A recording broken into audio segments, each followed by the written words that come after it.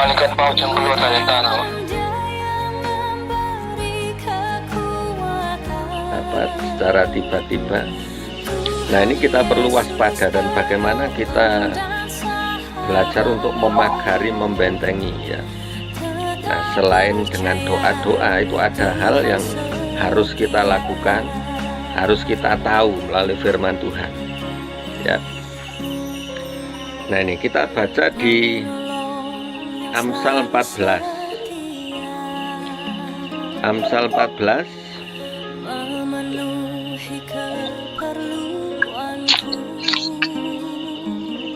ya, ayat 26. Kalau ada yang bawa Alkitab atau bawa HP ya, ayat 26 sampai 30.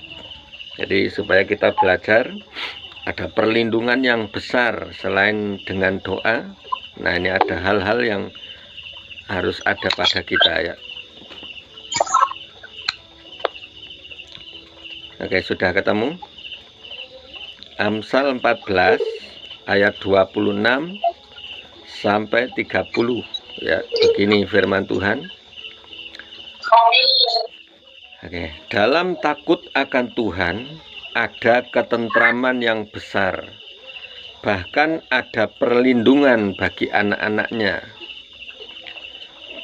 Nah, ini takut akan Tuhan adalah sumber kehidupan, sehingga orang terhindar dari jerat maut. Dalam besarnya jumlah rakyat terletak kemegahan raja, tetapi tanpa rakyat runtuhlah pemerintah. Orang yang sabar besar pengertiannya, tetapi siapa cepat marah membesarkan kebodohannya. Hati yang tenang menyegarkan tubuh, tetapi iri hati membusukkan tulang. Nah, ini yang perlu kita tahu. Jadi ada perlindungan yang besar dalam hidup kita. Nah, ini apa saja? Yang pertama, dalam takut akan Tuhan. Ya, takut akan Tuhan ini kan ada banyak hal yang perlu dilakukan. Orang yang takut akan Tuhan itu seperti apa? Nah, dalam takut akan Tuhan ada ketentraman yang besar, ada ketentraman. Maksudnya kalau kita lebih mengutamakan Tuhan lebih dari apapun juga, ini ada ketentraman yang besar. Artinya ada damai sejahtera di dalam hati kita, ada tentram. Nah, orang kalau sudah tentram, ini akan memiliki ketenangan. Ya, pasti hatinya tenang karena namanya hatinya sudah tentram. Nah, terus takut akan Tuhan adalah sumber kehidupan, sehingga orang terhindar dari jerat maut. Ya, takut akan Tuhan adalah sumber kehidupan dan terhindar dari jerat maut. Jadi kita perlu hati-hati, sekeliling kita ini banyak namanya jerat-jerat maut.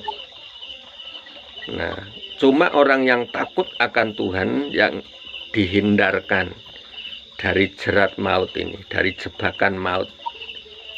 Ya, dari jebakannya iblis ya. Ya.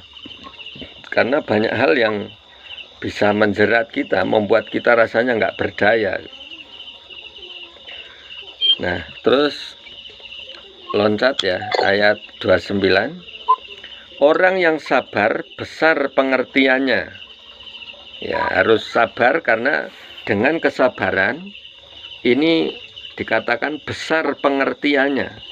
Artinya kalau kita sabar, pemikiran kita akan jernih. Ya, jadi tidak mengambil keputusan dengan terburu-buru. Kita bisa mengambil keputusan dengan tepat. Ya, jadi orang sabar besar pengertiannya. Tetapi siapa cepat marah, ya ini, siapa cepat marah membesarkan kebodohannya. Bahkan di ayat lain dikatakan nafsu amarah tinggal dalam dada orang yang bodoh. Nah, ini jadi yang perlu kita hindari ini. Terus ayat 30, hati yang tenang menyegarkan tubuh. Hati yang tenang menyegarkan tubuh, tetapi iri hati membusukkan tulang. Nah, ini yang perlu ada pada kita supaya terhindar ya. Yang pertama, terhindar dari apa sih? Dari jerat maut. Nah, jerat maut ini dalam bentuk, segala bentuk ya, kita akan dihindarkan dari semuanya ini. Nah, dari setiap serangan kuasa kegelapan, roh jahat, yang namanya tenung santet, ataupun sesuatu yang tanpa kita sadari yang akan menyerang kita gitu. Ya, kita akan dihindarkan ya. Nah, terus ini ada hubungannya dengan Mazmur 37. Jadi ini bagaimana supaya kita terhindar, kita ada perlindungan, ada kekuatan yang besar ya. Boleh marah tapi jangan sampai berbuat dosa, yang artinya marahnya jangan sampai matahari terbenam. Nah, tapi sebenarnya di sini dikatakan jangan marah karena orang yang berbuat jahat. Jadi sekalipun dijahati, kita tidak boleh terpancing kemarahannya ya.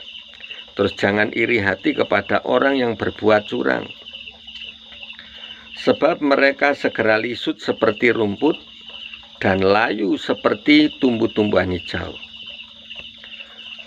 Nah, ini sekarang kuncinya, percayalah kepada Tuhan dan lakukanlah yang baik, diamlah di negeri dan berlakulah setia, dan bergembiralah karena Tuhan. Nah, ini yang penting, ini jadi pokok kunci yang bagus.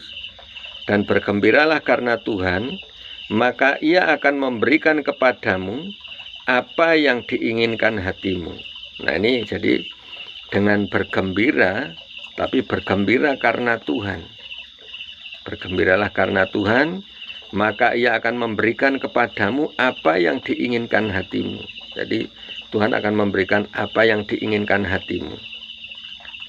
Nah, ayat 5, serahkanlah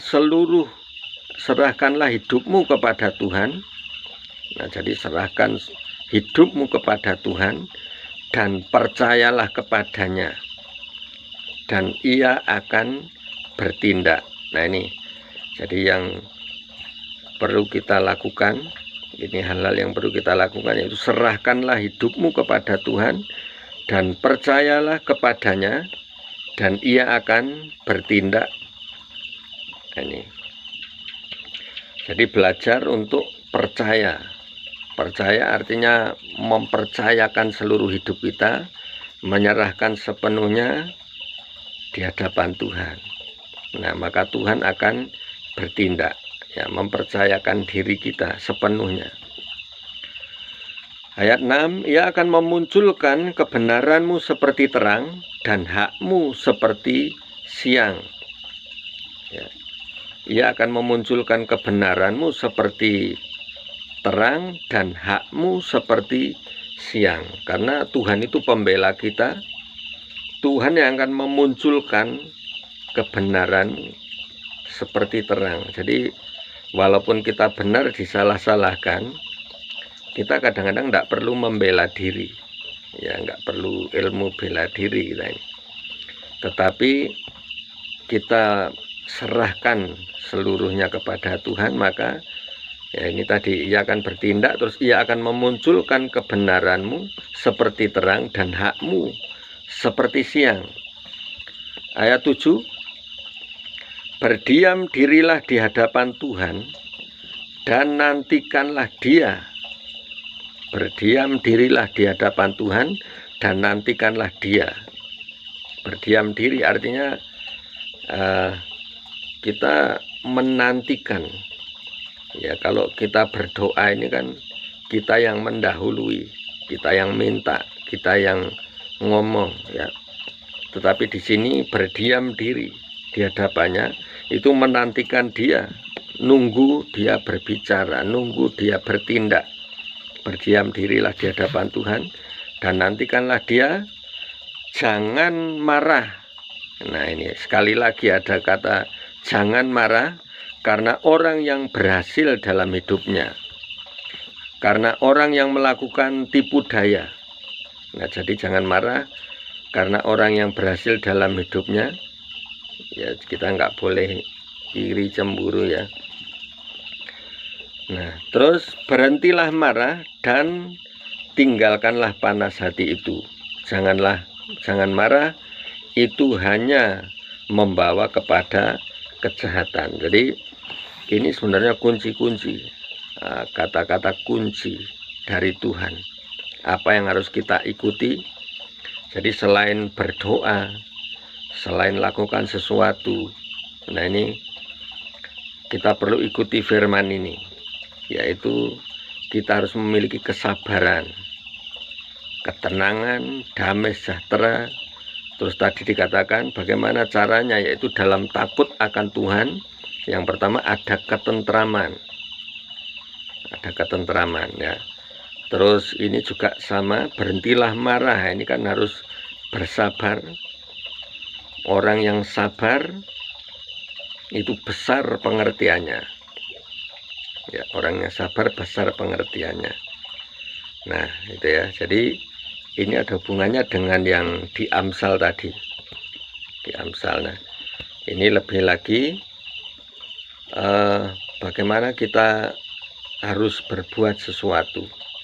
Ya, harus melatih diri kita seperti ini supaya perlindungan Tuhan, kekuatan yang dari Tuhan itu dinyatakan dalam hidup kita.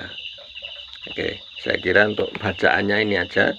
Kita akan saling sharing, mungkin ada yang perlu didoakan atau apa. Nah, kita akan sama-sama berbagi ya. Oke, silakan. Mungkin ada sesuatu tadi. Oke, dari siapa dulu? Boleh. Kalau dari Bali aman, Bali? Sampai lernya tenggelam gitu sampai sekarang belum ada kabar sih gimana. Oke. Gimana keadaannya, yang jelas belum sempat diambil sih, katanya mau tunggu besok, mana malam ini hujan lagi. Aduh, sudahlah. Minta malaikat saja jagain nggak sampai terpuruk angin gitu loh. Oke. Terus tadi waktu nyanyi terus sempat itu waktu Bapak tadi penyembahan kita nyanyi itu nggak tahu sampai sekarang agak terasa gitu di punggung saya itu agak panas gitu. Oh, ada reaksinya ya. Ya. Ya. Jadi gini, kalau untuk yang itu begonya itu, ini pernah kejadian di jemaat kita. Nah, jadi jemaat ini kan punya anak di Medan. Di Medan dia juga suka borong itu, ngerjakan pakai alat-alat berat gitu. Nah, tiba-tiba yang dikerjakan ini kan daerah rawa. Terus tenggelam. Itu tinggal kelihatan pucuknya aja itu. Kelihatan pucuknya aja. Terus mau diangkat, itu yang pertama pakai 6 beko. Pakai 6. Jadi mau diangkat sama-sama gitu kan. Bukannya naik malah tambah tenggelam. Ya. Terus sampai apa ya, kelihatan dikit itu dibongkarin, ada yang berani turun, itu mesin itu dibukai gitu supaya ringan katanya ya kan. Nah, ternyata masih belum bisa juga. Nah, akhirnya kita diminta untuk mendoakan, Pak Gembala tolong doakan, ini anak saya kayak gini.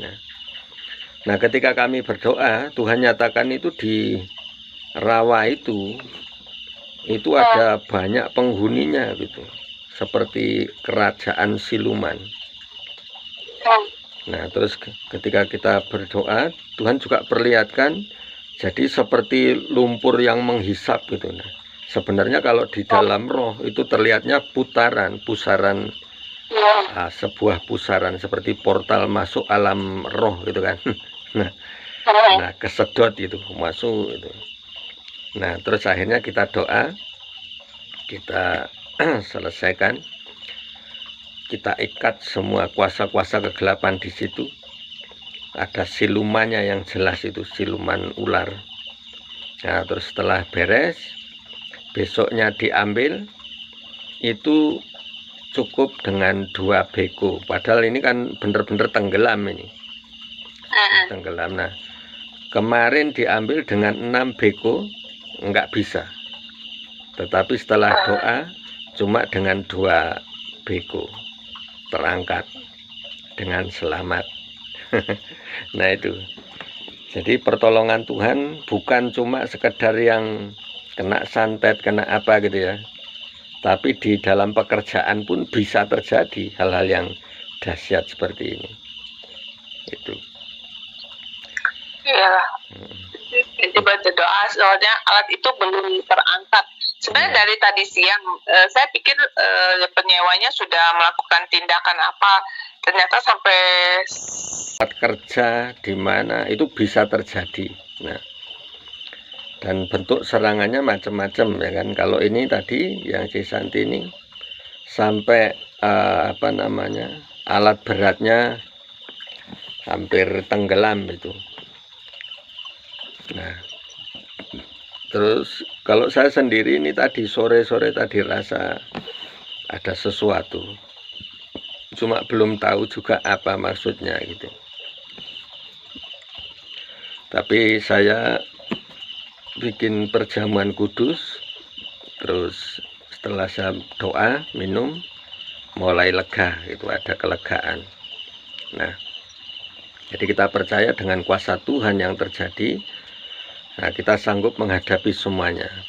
Nah, terus seperti yang kita baca tadi, baik di Amsal ataupun di Mazmur 37 tadi, nah ini kita bisa lihat semua bagaimana Tuhan akan melindungi, memagari kita. Ya, seperti di kitab Amsal tadi, bahwa dikatakan bahwa dalam takut akan Tuhan ada ketentraman yang pertama. Terus orang yang takut akan Tuhan akan dihindarkan dari jerat. Hindarkan dari jerat. Nah, jerat ini dalam bentuk masalah atau kasus atau apa saja, kita akan dihindarkan ya. Nah, terus apalagi yang perlu kita lakukan kalau di Mazmur dari ayat yang 3, dari ayat pertama tadi jangan marah, nah berarti harus sabar. Terus ayat 3, percayalah kepada Tuhan. Nah, ini sama dengan yang takut akan Tuhan, dan percayalah kepada Tuhan, lakukanlah yang baik. Jadi tetap walaupun banyak orang yang sengaja berbuat jahat, kita merasa ada yang kurang baik dengan kita, kita tetap harus berbuat baik. Lakukanlah yang baik, terus diamlah di negeri, dan berlakulah setia, gitu ya. Nah, terus yang perlu lagi yaitu dan bergembiralah karena Tuhan. Kita harus bergembira karena Tuhan, maka Ia akan memberikan kepadamu apa yang diinginkan hatimu. Jadi ketika kita berdoa, kita memohon, itu dengan hati yang gembira. Ya, dengan hati yang gembira, maka Ia akan memberikan kepadamu apa yang diinginkan hatimu. Nah, ini yang saat ini lagi ada masalah, ada problem. Ini caranya, ya. Terus ayat 5, serahkanlah seluruh hidupmu kepada Tuhan dan percayalah kepadanya, dan Ia akan bertindak. Ya, serahkanlah hidupmu kepada Tuhan dan percayalah kepadanya, Ia akan bertindak. Nah, karena yang penting sekali dalam hidup kita adalah supaya Tuhan bertindak. Kalau kita berdoa, Tuhan dengar, Tuhan bertindak. Nah, kalau Tuhan sudah bertindak, ya tidak ada yang mustahil. Semuanya bisa terjadi, ya. Oke. Nah, terus kalau kita berdoa, Ya, ini satu hal lagi, ayat 7 tadi di Mazmur. Berdiam dirilah di hadapan Tuhan dan nantikanlah Dia. Nah ini, berdiam diri. Jadi ketika kita berdoa kan seringkali kita banyak kita yang ngomong gitu.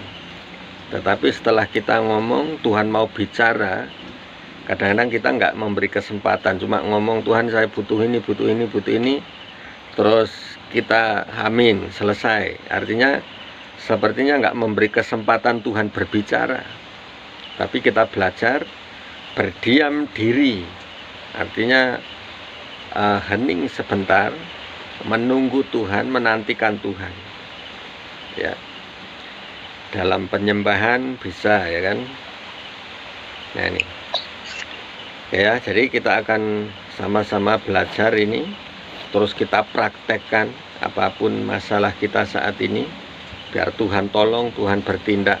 Yang sakit Tuhan sembuhkan, yang ada masalah, ada sesuatu, Tuhan akan memberikan kelepasan, Tuhan memberi kemerdekaan, Tuhan akan berikan kemampuan, Tuhan melepaskan atau seperti tadi menghindarkan dari jerat, dari perangkap iblis ya. Nah ini, jadi yang pertama kita harus bersabar, harus tenang, nah supaya firman Tuhan akan digenapi ya. Oke, kita akan berdoa di mana Tuhan datang dan menghanguskan setiap pakaian kami. Tuhan akan menggantikan dengan pakaian yang baru, yaitu baju zirah, supaya kami siap dalam peperangan.